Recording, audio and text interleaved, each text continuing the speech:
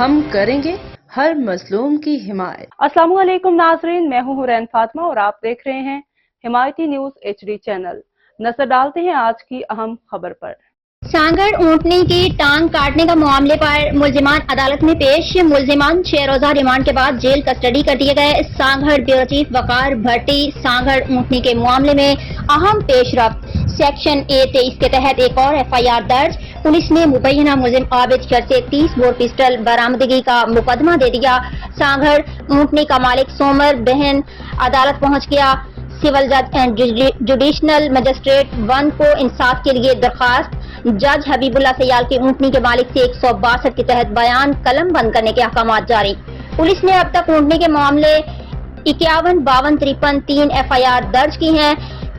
سانگھڑ یہ کیسا کیس لے کر آئے ہو جس کا نہ عطا ہے نہ پتہ، واقعہ کہاں ہوا، کس کی زمین تھی، واقعے کا ذمہ دار کون ہے، FIR میں یہ چیزیں شامل کیوں نہیں کی، حقائق سامنے لے کر آئیں۔ سول جج اینڈ جوڈیشنل مجسٹریٹ 1 کے ریمارکس۔